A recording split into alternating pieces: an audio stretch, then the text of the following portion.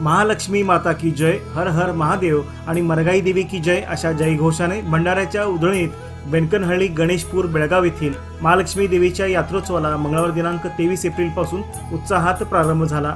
33 वर्षांनी होत असलेल्या या महालक्ष्मी यात्रेला भक्तांची अलोट गर्दी दिसून आली।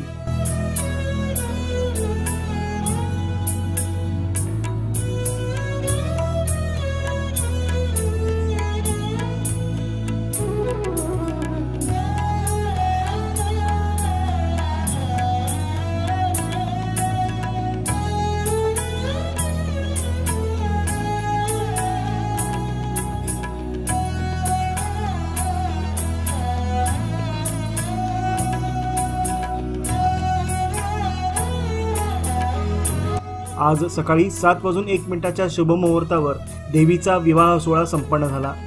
देवीच्या अक्षतारोपणाचा कार्यक्रम असल्याने बेनकनहळ्ळी, गणेशपूर, ज्योतिनगर, सरस्वतीनगर यासह उपनगरातील हजारो भाविकांनी हजेरी लावली होती। माहेरवाशींनीही मोठ्या संख्येने यावेळी उपस्थित होत्या। मंगळवारी सकाळीच देवीच्या अक्षतारोपण विधीसाठी पुरोहितांनी विविध धार्मिक विधी पार पडले। यावेळी धनगरी ढोल ताशाच्या ठेक्यात भंडाऱ्याच्या उधळणीत देवीचा अक्षतारोपण सोहळा संपन्न झाला। देवीच्या मंदिराजवळील होणारे सर्व धार्मिक विधी उपस्थितांना पाहावयास मिळावेत यासाठी जागोजागी भव्य स्क्रीनची सोय करण्यात आली होती। यावेळी पुरोहित राजू कुलकर्णी यांनी महालक्ष्मी देवीचा महिमा सांगितला। सकाळी 9:30 वाजता महालक्ष्मी देवीला रथामध्ये विराजमान करून हजारो भक्तांच्या उपस्थितीत दोरखंडाच्या सहाय्याने 65 फूट उंच रथ ओढण्यात आला। कडाक्याच्या उन्हातही रथ ओढण्यासाठी भाविकांनी एकच गर्दी केली होती। आज सायंकाळी सूर्यास्तापूर्वी देवीला गदगेवर स्थानापन्न करण्यात येणार आहे। यानंतर विधिवत पूजन करून सर्वांच्या उपस्थितीत देवीला गाराणे घालण्यात येणार आहे। त्यानंतर ओटी भरण्याचा कार्यक्रम होणार असून ही यात्रा पुढील 9 दिवस आयोजिली जाणार आहे। पंचक्रोशीतील सर्व भक्तांनी देवीच्या दर्शनाचा लाभ घ्यावा असे आयोजकांनी सांगितले आहे।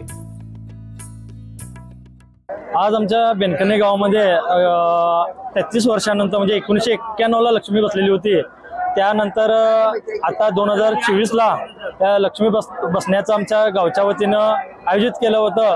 तसंच विविध कार्यक्रम व धार्मिक कार्यक्रम जे आहेत ते आतापर्यंत संपूर्ण करून काल अक्षतारोपण करून बेनकनहळ्ळीतून ज्योतिनगर, गणेशपूर या भागातून मिरवणूक काढून परत आमच्या गावामध्ये काल रात्री वस्ती राहून त्याच्यानंतर परत सुभाष गल्ली करून मारुती गल्लीनं परत गदगेकडे जाण्यास प्रस्तावित झालेले आहे।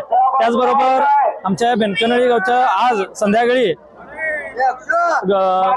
लक्ष्मी गदगेवर बसल्यानंतर विविध कार्यक्रम करून जे पुढचे 9 दिवस या लक्ष्मीची जत्रा मोठ्या उत्साहात होणार आहे।